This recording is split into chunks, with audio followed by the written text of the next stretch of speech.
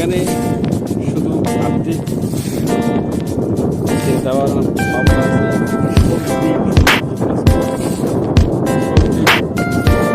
যতটুকু তাদের আশা ছিল। ভাই আপনার নাম কি? শাসি না মালিক বাণিজ্য হবে এবং সেই ব্যবসা বাণিজ্যের মাধ্যমে তারা স্বাবলম্বী হবে। আর্থিকভাবে বাড়ি মাতার বাড়ি মহেশখালী। আপনি আজকে দেখেন আপনার এখানে মানে কয় একর জমি আছে? তার কানি তার মোট পানি তার লবণের ন্যায্য মূল্য প্রতি হানিতে কত টাকা খরচ পড়তেছে এখন? এই ন্যায্য মূল্য নিশ্চিত করা সরকার, প্রশাসন এবং দেশের সার্বিক পরিস্থিতি যারা নিয়ন্ত্রণ করে 300 টাকা তাদের খরচ কিন্তু পড়তেছে। মৌলিক দায়িত্ব। আমরা আশা করব এই মানুষ এই যে পলিথিনগুলো সবগুলো আপনাদেরকে নতুন তারা খেয়ে পরে বাঁচতে পারে সেই ব্যবস্থাটা সরকারের এগুলো যে কালো কালো যে এত সুন্দর করে শৈল্পিক ভাবে আপনারা সাজাইছেন, এগুলো কেন মানে কি সব কিনছেন আপনারা?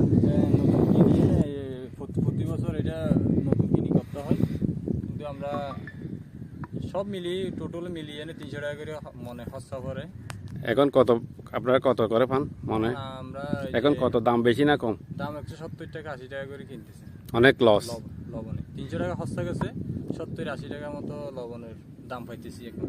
তো আপনারা তো এখন বাংলাদেশের সবচেয়ে শক্তিশালী ব্যক্তি, সব মানে কি ক্ষমতাশীল ব্যক্তি হচ্ছে কক্সবাজারের মাননীয় সাবেক মন্ত্রী সালাউদ্দিন সাহেব। আপনারা এটাকে কি আপনাদের মাধ্যমে ওনাকে জানাইছেন এবং উনি কিছু বলছেন? আশা করি আমরা কক্সবাজার গেছিলাম, কক্সবাজারে যে আমরা মন্ত্রী সালাউদ্দিন সাহেব হয়েছিল কক্সবাজারে, এই যে আমরা কক্সবাজার সূর্য সন্তান সালাউদ্দিন সাহেব যে আইছে, আমরা এখানে গেছিলাম।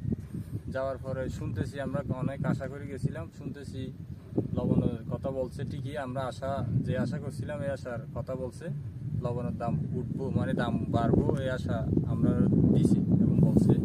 ওই আশার উপর আমরা লবণ চাষ করতেছি আবার নতুন করে, মানে আশা রাখি লবণ চাষ করতেছি।